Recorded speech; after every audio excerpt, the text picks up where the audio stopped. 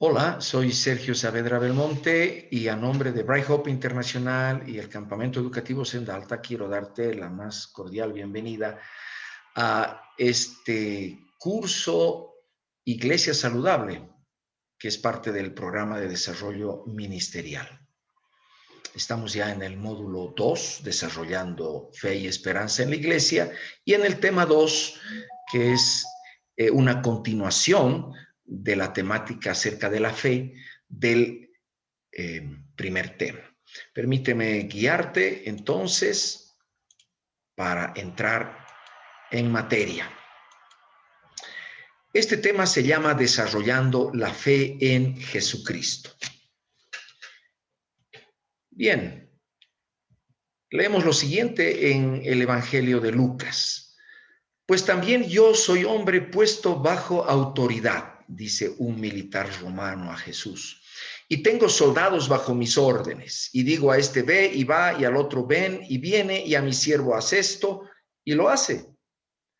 Al oír esto, Jesús se maravilló de él, presten atención, y volviéndose dijo a la gente que lo seguía: os digo que ni aún en Israel he hallado tanta fe. Aquí hay un modelo para nuestra fe, una fe que maravilló a Jesús. ¿Qué fue exactamente lo que le impactó? El concepto de la autoridad acerca de Jesús que tenía el centurión romano. Recordemos, al leer el pasaje completo, que este soldado al servicio del César ni se hallaba digno de que Jesús viniera a su casa para sanar a su criado.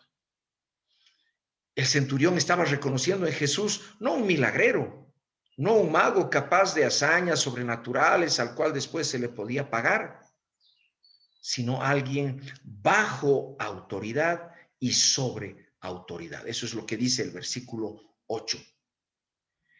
Este es el concepto más preciso acerca de lo que es el Cristo. Cristo o Mesías significa ungido, alguien que bajo la autoridad directa de Dios es ungido con aceite para gobernar sobre toda otra autoridad. Y esto es lo que impresionó a Jesús. Si tú y yo podemos llegar a este concepto de Jesús y podemos vivirlo, nuestra fe se asemejará a la del centurión que maravilló a nuestro Señor. Se llega a este grado de conocimiento de Jesucristo si, guiados por el Espíritu Santo, estudiamos las Escrituras con esta pregunta central: ¿quién es Jesucristo según todas las Escrituras? Los primeros cristianos tenían un concepto gigante de Jesús. Lo expresaban así, como en la imagen, un pescadito. Era su logo, su señal secreta en un tiempo de gran persecución. Servía para identificarse entre ellos. Uno marcaba en la tierra el arco superior, el otro el arco inferior y un punto, y ambos sabían lo que estaban diciendo. Ictus, que significa pescado en griego. Es un anagrama, ¿ya?, que significa Jesús, Christus, Theo, Huios, Soter. Todo lo que creían acerca de Jesús en una palabra: Jesús es el Mesías, el Hijo de Dios Salvador. Quizás para nosotros no exprese el tremendo significado que expresaba para nuestros primeros hermanos. Por esta fe vivían y por esta fe morían. Por esta fe enfrentaron al imperio romano y vencieron a los poderes de este mundo. El pescadito evoca muchas cosas. Por ejemplo, el salmón, que nada contracorriente, venciendo la corriente de este mundo y llega a la casa del Padre. El pescadito también nos recuerda que Jesús nos llamó a ser pescadores de hombres. Pero sobre todo, este signo hacía referencia al núcleo mismo de lo que ellos creían y de donde se derivaba toda su vida, todas sus decisiones. Expresaba quién era Jesús para ellos.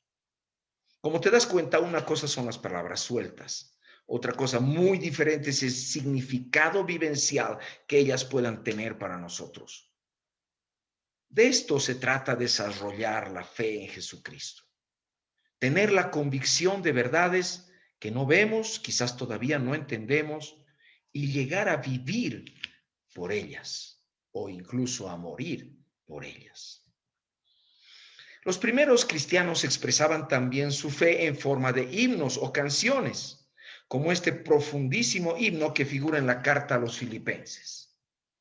Él, siendo en forma de Dios, no estimó el ser igual a Dios como cosa a que aferrarse, sino que se despojó a sí mismo, tomó la forma de siervo y se hizo semejante a los hombres.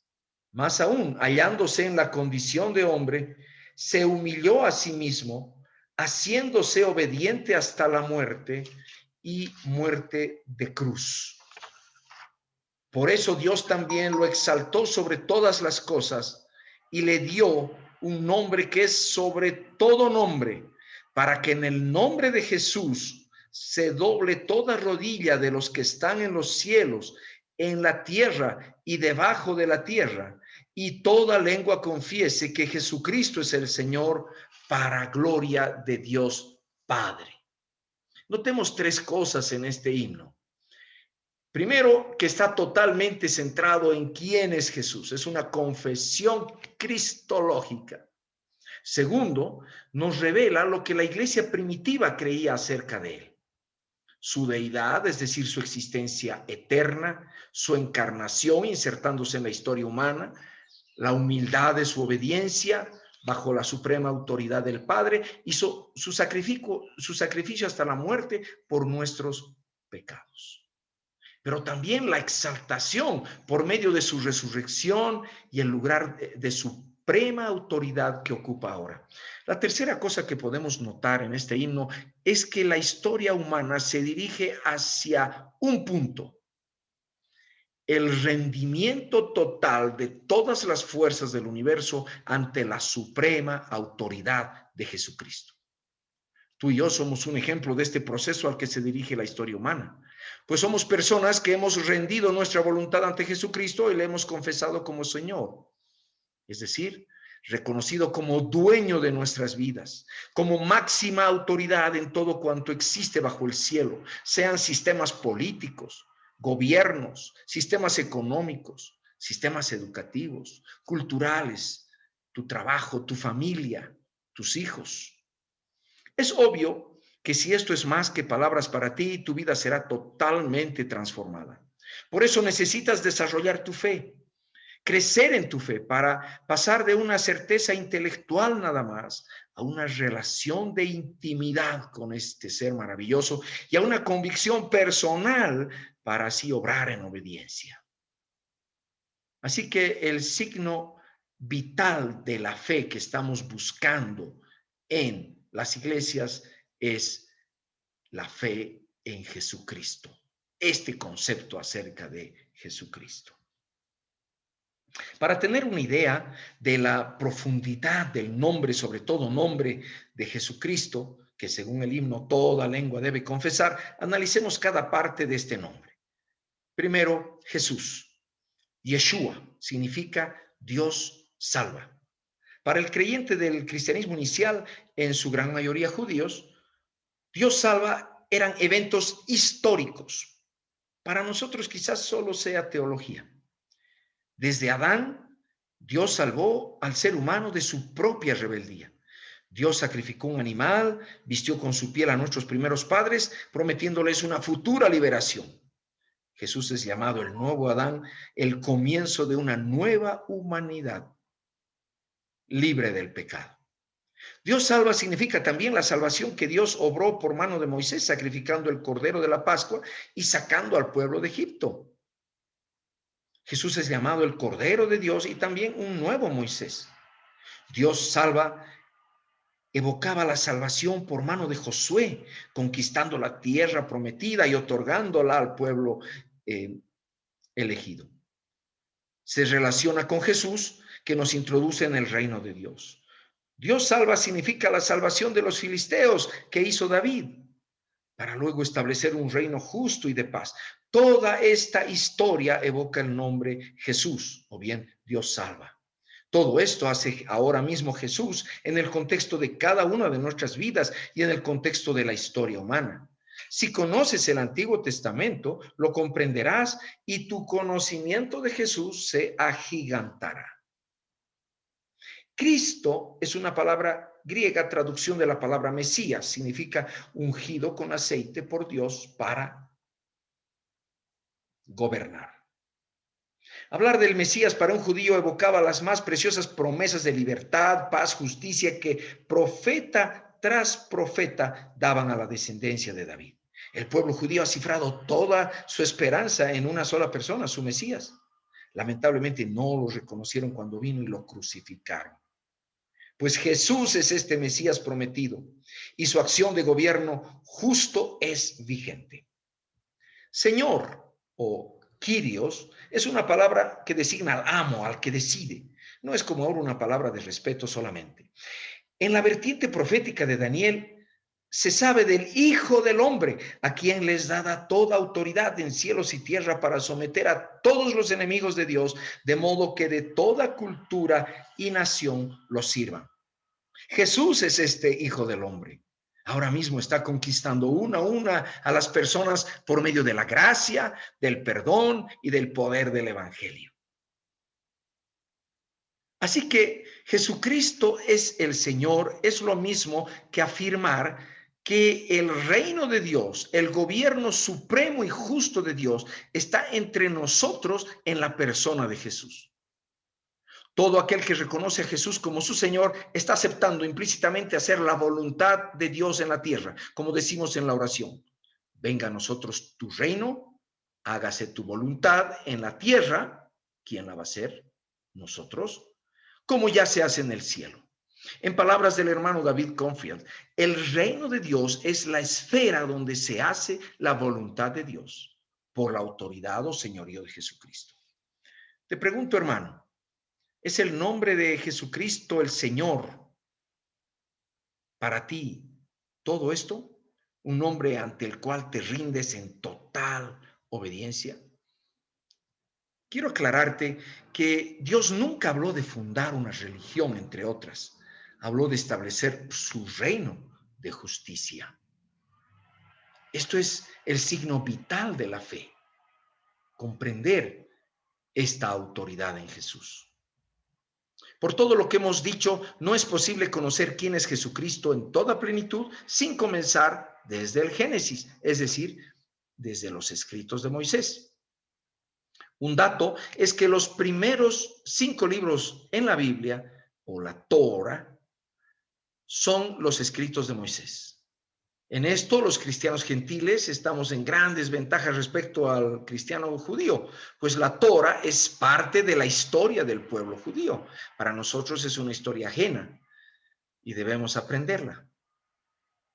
Fíjense este pasaje de Juan. Felipe, uno de los que fue llamado a ser apóstol, encontró a Natanael, quien probablemente es Bartolomé, y le dijo: hemos encontrado a aquel de quien escribieron Moisés en la ley, o sea, en la Torah, y también los profetas, a Jesús, hijo de José de Nazaret.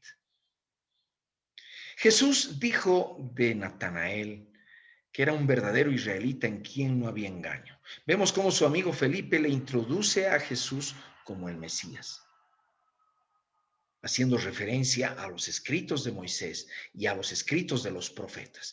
Está claro que todo el Antiguo Testamento habla del Mesías y acredita quién es Jesús.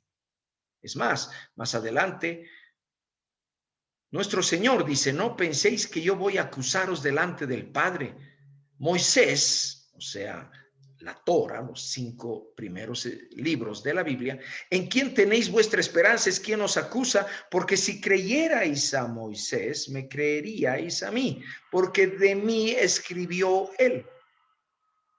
Pero si no creéis a sus escritos, ¿cómo creeréis a mis palabras? Esta afirmación, hermanos, es muy fuerte. Si no creemos a los escritos de Moisés, ¿podremos creer las palabras de Jesús? De este modo, se vuelve imprescindible estudiar la Biblia desde el Génesis para un adecuado crecimiento en la fe. Sin embargo, Hoy en día circula en nuestra educación, en los medios de comunicación, que el Génesis no es historia, es nada más que cuentos, mitología. Esto nos pone en otra desventaja respecto del judío, del cristiano que vivió hace apenas 4 siglos. Ellos nunca dudaron que los relatos de Génesis, Éxodo, etcétera, fueran verdadera historia. En cambio, ahora sí se duda de la veracidad de aquella narrativa. Incluso los principales hombres de ciencia en la actualidad afirman que no hubo creación divina, hubo evolución. No hubo diluvio universal, fue un diluvio local. No hubo separación de aguas del mar por donde Moisés pasó, que todos esos son cuentos judíos. Así que donde hayan este tipo de dudas, y estas dudas existen en la actual generación, debemos comenzar un paso atrás, debemos comenzar reafirmando la suprema autoridad e infalibilidad de las Escrituras. Es decir, las Escrituras no mienten desde el Antiguo Testamento. Afortunadamente, los argumentos científicos creacionistas demuestran que Dios no nos ha mentido desde la primera frase de la Biblia. Es verdad que en el principio Dios creó los cielos y la tierra. Y el creacionismo es útil precisamente para esto, para mostrarnos con evidencia científica una defensa de la autoridad y veracidad de las Escrituras. ¿Es el Antiguo Testamento verdadera historia? Sí, Señor. Hay suficiente evidencia científica que los respalda. Veamos ahora un ejemplo de cómo los escritos de Moisés nos dan revelación acerca de quién es Jesucristo y cómo esto se relaciona directamente con nosotros en el presente. En Génesis 14:18, uno de los escritos de Moisés, se lee lo siguiente. Entonces Melquisedec, rey de Salem y sacerdote del Dios Altísimo, sacó pan y vino y lo bendijo diciendo: bendito sea Abraham, Dios del Altísimo, creador de los cielos y de la tierra. Y bendito sea el Dios Altísimo que entregó a tus enemigos en tus manos. Y le dio a Abraham los diezmos de todo. ¿Conocías este pasaje? Bueno, este hecho ocurre aproximadamente unos 2000 años antes de Cristo, o sea, hace unos 4000 años, unos 500 años antes de Moisés. Vemos a un misterioso rey y sacerdote llamado Melquisedec bendiciendo a Abraham. Todavía no se conocía el nombre de Dios Jehová.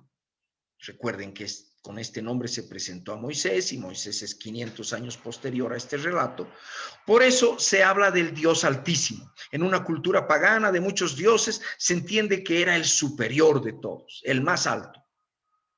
Salem era la ciudad conocida hoy como Jerusalén. Salem significa paz, así que este era el rey de paz. El cargo combinado de rey y sacerdote no es parte de la ley judía que vino por mano de Moisés. En la ley judía, el oficio del sacerdocio está totalmente separado del de rey. Pero Melquisedec es rey y sacerdote, ambas cosas. Este rey y sacerdote del Dios Altísimo bendice a Abraham con el triunfo sobre todos sus enemigos. Abraham se somete a este personaje y le entrega los diezmos del botín de su reciente victoria. David, que era profeta y 500 años después de Moisés, y aproximadamente entonces 1000 años después de este evento entre Melquisedec y Abraham, escribe lo siguiente. Juró Jehová y no se arrepentirá. Tú eres sacerdote para siempre según el orden de Melquisedec. El Señor está a tu diestra, quebrantará a los reyes en el día de su ira, juzgará entre las naciones, las llenará de cadáveres, quebrantará las cabezas en muchas tierras.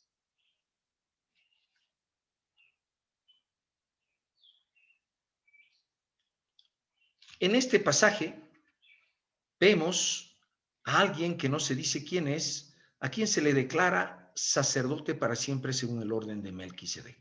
¿Quién es este personaje? También se habla de la cercanía a Dios de este sacerdote. El Señor está a tu diestra, dice. Y al igual que a Abraham, se le promete el triunfo sobre sus enemigos. Es hasta el Nuevo Testamento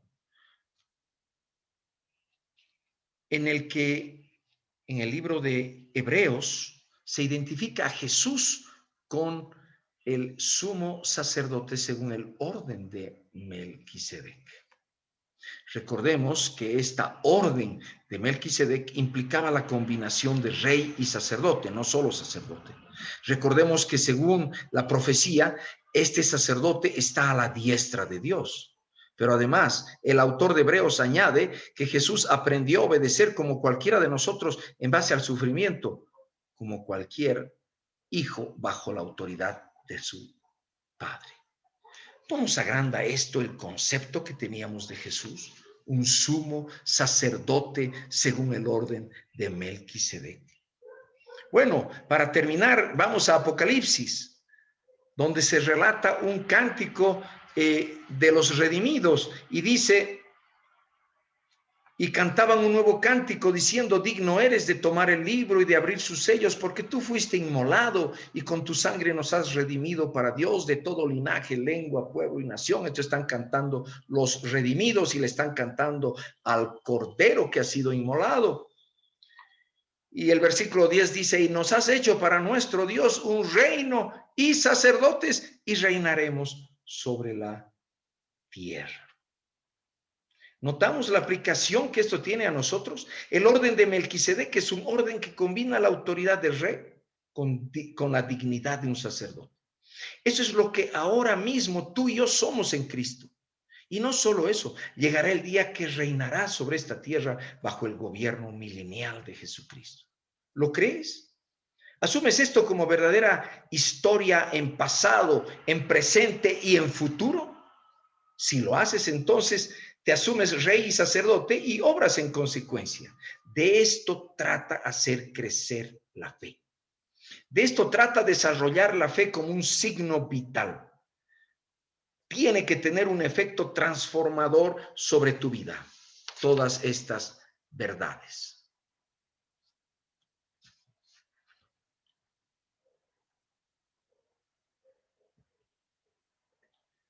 De la decepción a la fe saludable mediante el método largo del estudio bíblico cristocéntrico.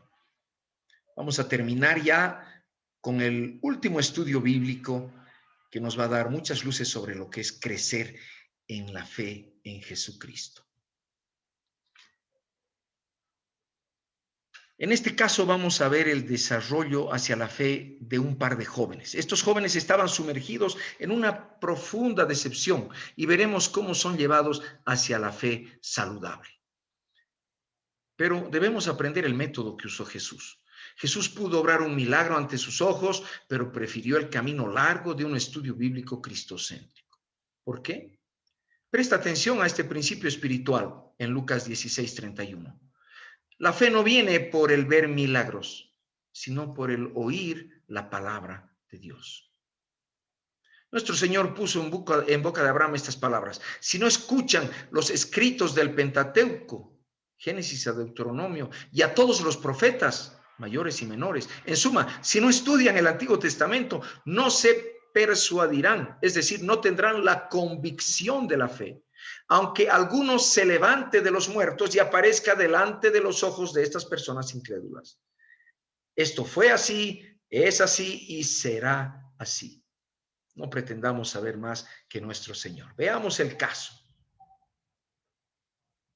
Lucas 24:13 dice: dos de ellos, estos jóvenes decepcionados, iban el mismo día a una aldea llamada Emaús, que estaba a 60 estadios de Jerusalén. Hablaban entre sí de todas aquellas cosas que habían acontecido. ¿Cuál es este día? Es el día de la resurrección, el domingo de la resurrección. Aquí 60 estadios implican más o menos 10 kilómetros y medio de Jerusalén, y ya habían caminado bastante tiempo alejándose de Jerusalén. Y sucedió que mientras hablaban y discutían entre sí, Jesús mismo se acercó y caminaba con ellos. Hay que entender que Jesús es el Jesús resucitado ahora. Pero los ojos de ellos estaban velados para que no los reconocieran. Él les dijo: ¿qué pláticas son estas que tenéis entre vosotros mientras camináis y por qué estáis tristes? Hermanos, Jesús pudo aparecer de un modo sorprendente, milagroso. Decir: aquí estoy, he resucitado, estuve muerto. Pero no eligió el camino. Primero decide caminar con ellos, escucharles. Luego les hace preguntas, muestra interés en sus conversaciones y finalmente busca el origen de sus emociones. Este es el método pastoral del discipulado. Preguntas, permitir que la gente hable, que comparta sus emociones. Aprendamos del método de Jesús. ¿Cuántos jóvenes se están alejando de la comunión de la iglesia, conversando entre ellos decepcionados, tristes por situaciones que no comprenden, sueños frustrados, expectativas no cumplidas? No les caigamos con sermones. Acerquémonos, caminemos con ellos y hagámosles preguntas. Interesémonos por la raíz de sus emociones. Continúa el relato. Respondiendo uno de ellos, que se llamaba Cleofás, le dijo: ¿eres tú el único forastero en Jerusalén que no ha sabido las cosas que en ellas han acontecido estos días? Cleofás parece incomodarse por la importunidad del forastero. No quiere hablar con él. ¿Quién no sabe lo que ha pasado? Es como si le estuviera diciendo, ¿no? Entonces él les preguntó: ¿qué cosas? Jesús no se deja asustar por la respuesta, porque él tiene otro objetivo en mente. Él quiere desarrollar la fe de estos jóvenes, así que sigue adelante. Ellos le dijeron: de Jesús Nazareno, que fue varón profeta, poderoso en obra y en palabra delante de Dios y de todo el pueblo. Y cómo lo entregaron a los principales sacerdotes y nuestros gobernantes a sentencia de muerte y lo crucificaron. Pero nosotros esperábamos que él fuera el que había de redimir a Israel. Sin embargo, además de todo, hoy ya es el tercer día que esto ha acontecido. Mira el dolor de la frustración, pero nosotros esperábamos. Mira la decepción de la expectativa frustrada. El asunto es serio y profundo. Tiene que ver con la enseñanza, con la esperanza dañada que nace de una fe errada. ¿Por qué fe errada? Vean el concepto que tenían de Jesús. Solo un profeta, redentor de Israel. Solo un Mesías más. Roma fue más fuerte. Los poderes de este mundo son invencibles. Nuestro héroe quedó aplastado y vencido en la cruz. Es como si todo eso estuviera detrás de estas palabras en el corazón de estos jóvenes. ¿No habían sabido que Jesús había resucitado? Sí, solo que no lo creían. Fíjense, aunque también nos han asombrado unas mujeres de entre nosotros, las cuales antes del día fueron al sepulcro, como no hallaron su cuerpo, volvieron diciendo que también habían visto visión de ángeles, quienes dijeron que él vive. Y fueron algunos de los nuestros al sepulcro y hallaron así como las mujeres habían dicho, pero a él no lo vieron. ¿Qué les parece? Habían recibido testimonio, pero ellos no creyeron. Tuvieron dos testimonios, pero sus oídos estaban cerrados, el corazón estaba cerrado para escucharse solo a ellos mismos en su decepción y su tristeza. Entonces Jesús procede con todo. Insensatos y tardos de corazón para creer todo lo que los profetas han dicho. ¿Cuál es el problema en la visión de Jesús? La tardanza en creer. Eso es lo que dice acá. Que lo que los profetas han dicho, el Antiguo Testamento. El problema tiene que ver con una mala comprensión del Antiguo Testamento. No era necesario que el Cristo padeciera estas cosas y que entrara en su gloria, les aclara el Señor. El Cristo, el Mesías. Y comenzando desde Moisés, desde Génesis, y siguiendo por todos los profetas, mayores y menores, hasta Malaquías, les declaraba en todas las escrituras lo que de él decía. Así que corrigió la raíz del problema. Comenzó desde Génesis 1:1. En el principio Dios creó los cielos y la tierra. Y repasó todo el Antiguo Testamento, repasando lo que estaba escrito acerca del Cristo o del Mesías. Este es el hilo dorado de la Escritura. Esta es la corrección a los problemas de la fe no saludable. El desenlace es glorioso. Llegaron a la aldea donde iban e hizo como que iban más lejos. Pero ellos lo obligaron a quedarse diciendo, quédate con nosotros, porque se hace tarde y el día ya ha declinado. Entró pues a quedarse con ellos. Y aconteció que estando sentado con ellos a la mesa, tomó el pan, lo bendijo, lo partió y les dio. Entonces les fueron abiertos los ojos y lo reconocieron. Pero él desapareció de su vista.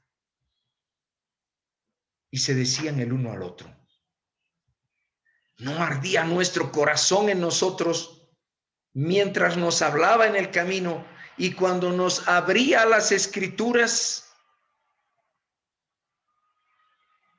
Este es el punto donde el corazón se abre a la fe saludable. Cuando repasamos las escrituras, estudiándolas como historia verdadera, desde el primer versículo de Génesis.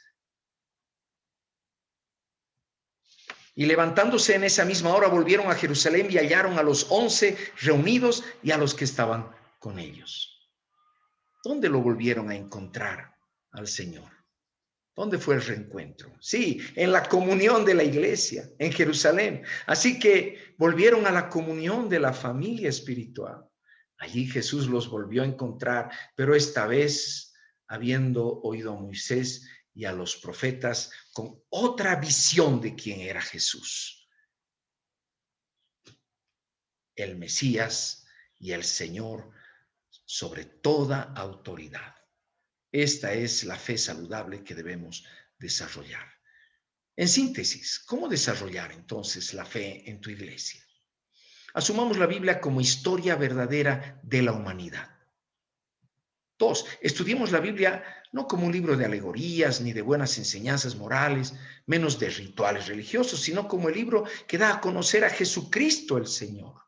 Busquemos por todos los medios a nuestro alcance conocerle por medio del estudio de la Biblia, del Antiguo y del Nuevo Testamento. Cultivemos la relación íntima con este Señor resucitado por medio del Espíritu Santo y que Él nos guíe en nuestro diario vivir. Fin del tema 2. Espero que haya sido de mucha edificación y que estemos trabajando para edificar, para llevar una fe saludable a nuestras iglesias. Dios les bendiga.